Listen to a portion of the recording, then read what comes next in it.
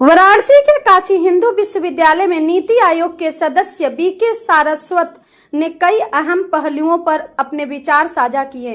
उन्होंने बताया कि बेचू और नीति आयोग के बीच क्षेत्रीय विकास को लेकर सहयोग की संभावनाएं तलाशी जा रही। मेरा नाम है डॉक्टर वीके सारस्वत। मैं मेंबर नीति आयोग हूं और पास में मैं साइंटिफिक एडवाइजर था रक्षा मंत्री का, सेक्रेटरी डीआरडीओ का था और मैंने अपनी पूरे कैरियर में मिसाइल्स बनाए हैं और आजकल मैं एनर्जी सेक्टर पे, मिथनॉल सेक्टर पे, क्लाइमेट कंट्रोल पे कार्य कर रहा हूँ।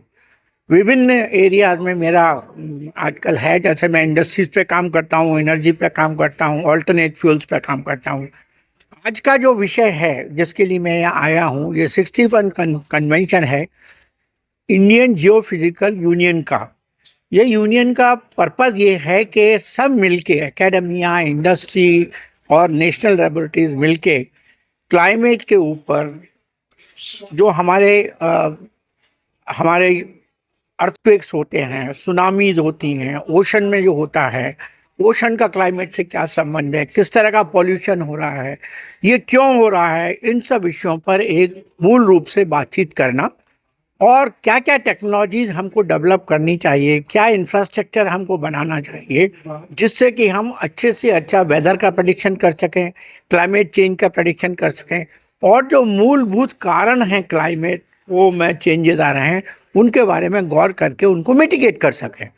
तो ये कन्वेंशन बहुत इम्पॉर्टेंट है। यहाँ हमारे बहुत से एकेडमिक इंस्टीट्यूशंस के लोग आए हैं, स्टूडेंट्स आए हैं, नेशनल लेबोरेटरीज लाइक NGRI और वगैरह से लोग आए हैं, तो उनका विचार विमर्श होगा। हमारे सेक्रेटरी अर्थ साइंसेज भी आए हैं जो कि इस क्षेत्र में लीडर हैं।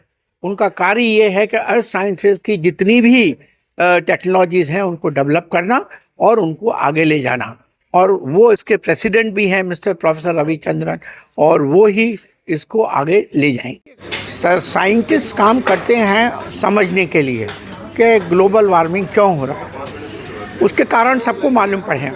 ग्लोबल वार्मिंग इसलिए हो रहा है कि हमारी ग्रीन हाउस गैस एमिशंस बहुत ज़्यादा हैं।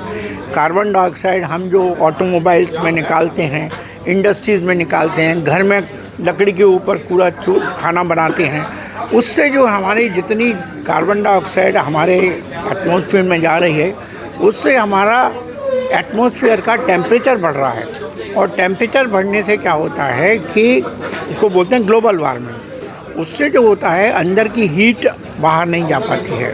जब वो बाहर नहीं जाती है तो टेम्परेचर बढ़ता है, तो उससे ओशंस का टेम्परेचर बढ़ता है, उससे फ्लड्स आते हैं, उससे वेदर उल्टे सीधे हो जाते हैं।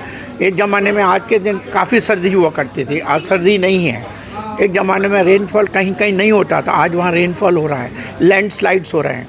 तो ये सब का कारण है ग्लोबल वार्मिंग। उसका मेन पर्पज़ है कि जो इंटरेक्शन है एटमॉस्फेयर का, ओशंस का, माउंटेन्स का, सॉलिड अर्थ का, आयोन जो हमारी बर्फ़ है अंटार्कटिका में और आर्कटिक में, वो जो है पोलर जिसको स्फीयर बोलते हैं, उन सब का आपस में जो इंटरेक्शन है वो क्लाइमेट को कंट्रोल करता है।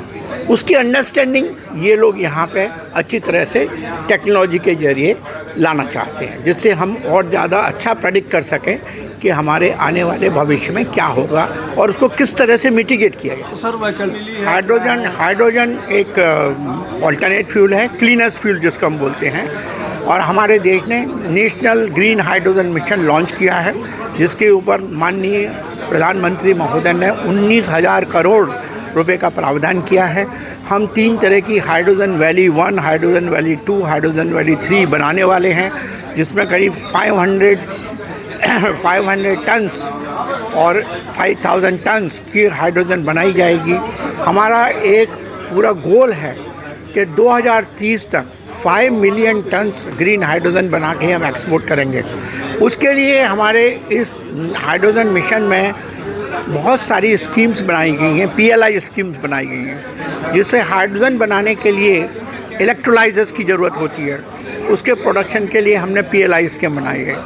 हाइड्रोजन बनाने के लिए क्रिटिकल मटेरियल्स की ज़रूरत होती है, उसके लिए PLI स्कीम बनाई है। हाइड्रोजन जो मोबिलिटी के लिए जो हाइड्रोजन होती है उसको हम फ्यूल सेल में चलाते हैं, तो फ्यूल सेल के प्रोडक्शन के लिए PLI स्कीम बनी है। तो ये एक बहुत बड़ा नेशनल मिशन है हाइड्रोजन के ऊपर, और इसमें बहुत सारी इंडस्ट्रीज़ जो है इस समय पार्टिसिपेट कर रही हैं।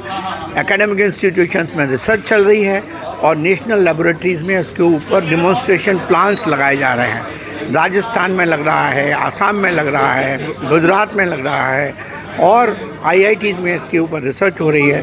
तो नेशनल हाइड्रोजन मिशन हमारे देश का एक बहुत बड़ा मिशन है। ये आप जानते हैं कि देखिए कई क्षेत्रों में, जैसे इस समय लेह लद्दाख में, इस समय लद्दाख में हमारे यहाँ 15 बसेज हाइड्रोजन से चल रही हैं। NTPC ने बसेज चलाई हैं वहाँ पर। इसी तरह और भी छोटे छोटे तौर पर, जैसे पूना में KPIT ने एक बस चलाई थी हाइड्रोजन के ऊपर। तो इस पर कार्य जारी है और मुझे पूरा विश्वास है कि आने वाले 3-4 साल में हाइड्रोजन, पूरा तो कुछ नहीं हो सकता है, पूरा कभी नहीं होता है। देखिए हर चीज़ का एक ट्रांजिशन स्ट्रेटेजी होती है, तो ट्रांजिशन में टाइम लगता है, पर हाँ शुरुआत हो गई है और शुरुआत अच्छी हुई है। और मुझे लगता है कि जैसे जैसे हाइड्रोजन की कीमत कम हो जाएगी, हाइड्रोजन की कीमत अभी ज़्यादा है, जैसे जैसे हाइड्रोजन की कीमत कम होती चली जाएगी वैसे वैसे हाइड्रोजन मोबिलिटी बढ़ जाएगी और हाइड्रोजन का प्रयोग ऊर्जा उत्पन्न करने में ज़्यादा हो जाएगा।